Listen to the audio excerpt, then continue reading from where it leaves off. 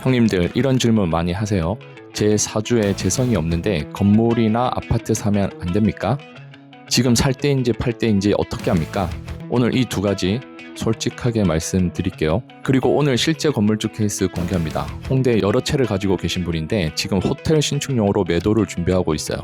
그걸 팔아서 아들에게 물려줄 계획입니다. 근데 대운을 봤더니 이분이 왜 홍대에서 오랫동안 버텨올 수 있었는지도 알 수 있고, 그리고 지금이 왜 움직여야 할 때인지도 알 수 있었습니다. 재성 없으면 건물주나 부동산을 못 사나에 대해서 솔직하게 답을 드리겠습니다. 우리가 계속 앞 시간에도 말씀드렸다시피 재성이라는 것은 사주에서 부동산과 매우 연관이 깊습니다. 재성부터 정리하겠습니다. 사주 공부하다 보면은 제일 먼저 나오는 개념이에요. 재성은요, 내가 이기는 오행, 내가 극하는 오행을 말합니다. 제가 늘 말씀드렸던 부동산으로 말하면 수입이 들어오는 통로예요. 목 같은 경우는 토가 재성이고요. 목극토가 돼서 재성이고, 하극금, 그 다음에 토국수, 그 다음에 금극목, 그 다음에 수극화. 네, 요 5개의 개념과 오행을 외우고 있어야 됩니다.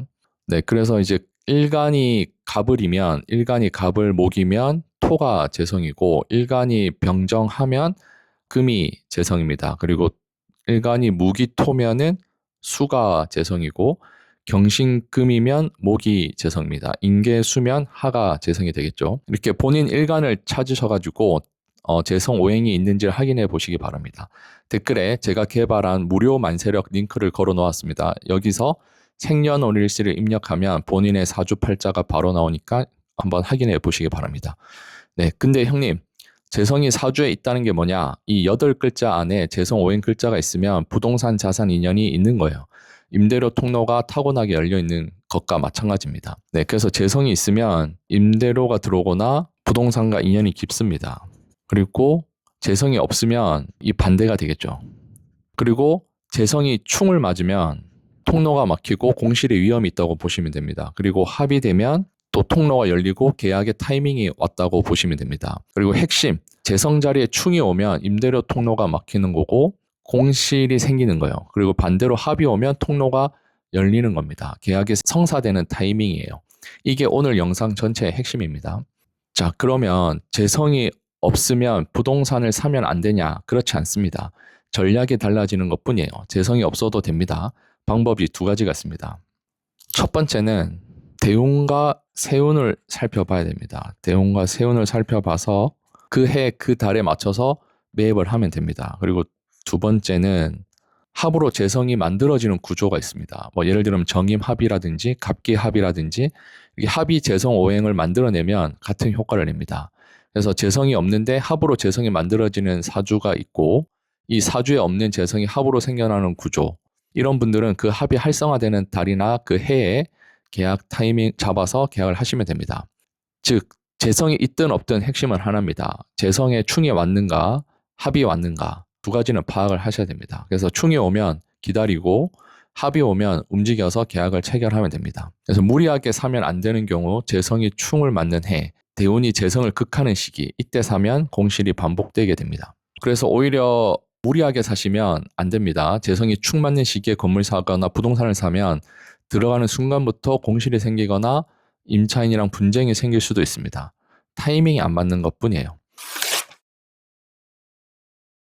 네, 오늘 말씀드릴 사례는 정말 보기 힘든 사주인데 부동산에 특화된 사주라고 봅니다. 부동산 황금 사주라고도 말씀드릴 수 있을 것 같아요. 재성이랑 인성 이 2개가 동시에 있으면 부동산 황금 사주라고 저는 부르고 있습니다. 네, 재성이 임대료의 수입 통로라고 본다면 인성은 부동산 문서 보유 인연이라고 봅니다. 간단하게 보면 이렇습니다. 인성은 나를 생해주는 오행입니다. 그래서 부동산으로 보면 집, 땅, 문서, 등기의 에너지예요. 인성이 강한 분들은 부동산을 갖고 있는 게 자연스러운 구조입니다. 근데 재성과 인성을 동시에 갖고 있으면 건물을 사서 임대료 받는 구조, 완벽하게 타고난 것입니다. 오늘 말씀드릴 홍대 건물주 케이스가 바로 이겁니다. 재성이랑 인성이 동시에 2개씩 있어요. 그리고 삼합으로 묶여 있기까지 합니다. 홍대에서 오래 버티면서 건물을 여러 채 소유하신 이유를 사주에서 찾을 수 있었습니다. 형님들, 이분은 홍대에서 오래 사업하신 분이에요. 건물을 여러 채 가지고 계십니다. 지금 옆필지까지 합쳐가지고 호텔 신축을 준비하는 매수자에게 제가 중개를 하고 있어요. 그걸 팔아서 아들한테 매도자는 물려줄 계획입니다. 네, 사주를 보면서 이분이 어떻게 여기까지 오셨는지 느껴졌습니다. 같이 한번 보시죠. 일간이 정합니다. 일간이 정하고 정미일주에 묘월에 태어난 정미일주입니다. 이 월지가 되게 중요하게 보셔야 되고 일간도 되게 중요하죠. 일간 정화는 말씀드렸다시피 촛불이에요. 달빛 같은 거고 어두운 곳에서도 꺼지지 않고 은은하게 빛을 만드는 에너지를 줍니다.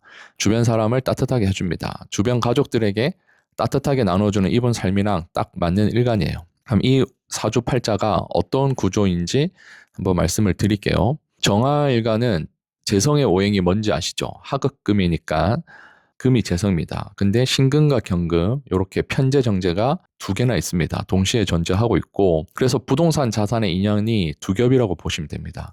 편재는요.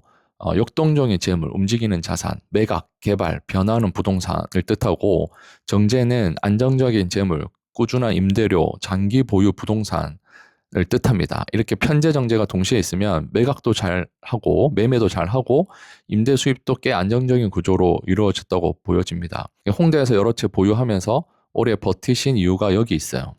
그리고 재성의 합을 좀 확인해 보면 경금은 을하고 을목하고 합을 하게 되는데 지금 을은 없지만 신금은 병하고 합을 하는데 이번 대운에서 들어왔어요. 그리고 그것보다 더 중요하게 볼 것은 인성이에요. 이번 사주 아주 특별한 게 있어요. 해묘미 이렇게 해묘미 목국을 이루는데 삼합이라고 합니다. 삼합의 목국이고 목 에너지가 한 덩어리로 뭉쳐가지고 극강의 목 기운을 펼칩니다. 이 해묘미 목국, 이 목 에너지가 한 덩어리로 완전히 뭉쳤기 때문에 이게 무슨 의미냐면 정화일간에게 목은 인성입니다. 요렇게가 해묘미 목국인데 이게 다 목입니다. 그리고 여기는 편재고 여기는 정제죠. 그리고 요 세 개가 목국인데 이 목국이 목이 되면 정화한테는 인성이 됩니다. 그래서 부동산 문서 에너지가 극강을 이루는 사주입니다. 그래서 평생 부동산을 보유하고 지켜온 근거가 되고 건물이 손에서 떠나지 않는 구조가 됩니다. 인성이 이렇게 강한 분들은 부동산을 갖고 있는 게 숨쉬는 것만큼 자연스러운 사람들이에요. 팔면 오히려 불안한 분들, 이런 분들이 딱 그렇습니다. 형님들, 이분이 완전한 부동산 황금 사주입니다. 재성의 편재와 정제 두 개를 가지고 있고 인성의 삼합 목국을 갖고 있는 황금 구조입니다. 그리고 대운을 한번 분석해 보겠습니다. 지금 타이밍을 분석해 보겠습니다. 대운 두 개 보겠습니다. 이분은 68세의 병술이고 78세의 정의 대운인데 병화는 정화의 비급이고 68세가 병술이고 78세가 정해입니다. 병화는 정화의 비겁이고 같은 하의 에너지고 활동력과 추진력을 극대화시킵니다. 그리고 술토는 정화의 식신이고 결실과 마무리의 에너지입니다. 큰 프로젝트를 완성할 수 있어요. 병술 대운에서 병화가 들어오고 정화랑 같은 에너지죠. 그리고 비겁의 대운입니다. 그리고 에너지가 충전되는 시기고요. 그러니까 활동력이 극대로 올라가요. 그리고 술토는 식신이고 결실의 에너지입니다. 큰 프로젝트가 완성이 될 대운입니다. 올해 준비한 것이 매듭 지어지는 에너지. 특히 뭐 지금 저희가 해석하기로는 호텔 신축이 되는 그 에너지 딱 이 대운에서 완성이 될 것 같습니다. 병술 대운, 결실의 에너지가 이루어지는 대운이라고 해석할 수 있습니다.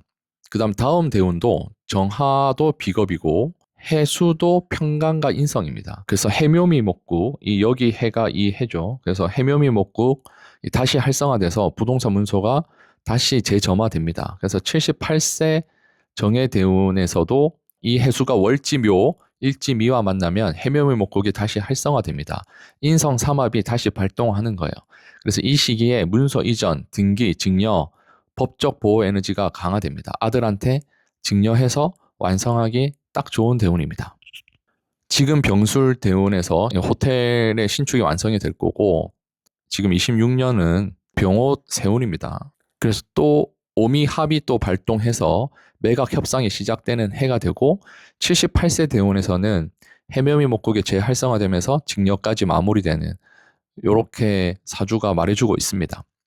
좀 더 구체적으로 볼게요. 2026년 병호년입니다. 올해 병호년이고 이 병호 세운에서는 오미합, 오와 미가 합을 하죠. 그래서 오미합으로 일지가 세운과 합이 됩니다. 계약 인연이 들어오는 해가 되고 매각 협상의 시작 타이밍입니다. 병하와 오하는 정화의 비겁이기 때문에 비겁이 두 개의 세운으로 왔습니다. 그래서 에너지 추진력이 강화되고 적극적으로 나서야 될 때입니다. 먼저 제안하고 협상을 시작하는 해입니다. 실제로 이 분이 저에게 먼저 매각을 제안해 왔습니다. 협상이 시작되는 최적달은 인월과 묘월입니다. 목기운이 강한 달에 해묘미 목곡이 활성화되기 때문에 이때부터 협상을 시작하기 좋은 달이었고 신월과 6월 금기운이 강한 달에 재성이 살아나면서 매각 가격이 조건이 확정이 되는 타이밍입니다. 그래서 신월과 6월, 우리가 흔히 말하는 8에서 9월이죠. 8에서 9월에 조건이 확정이 될 겁니다. 그리고 충이 없고 합이 오는 달인 경일과 신일에 계약을 도장을 찍는 게 가장 좋을 것으로 보여집니다. 네, 형님들, 저 이분한테 실제로 이렇게 말씀드렸어요. 회장님, 사주를 보면 타고나신 부동산 문서의 기운, 해묘미 목곡이 워낙 거대합니다. 평생 빌딩을 지키고 키워올 수 있었던 이유가 여기 있습니다. 타고나신 거예요.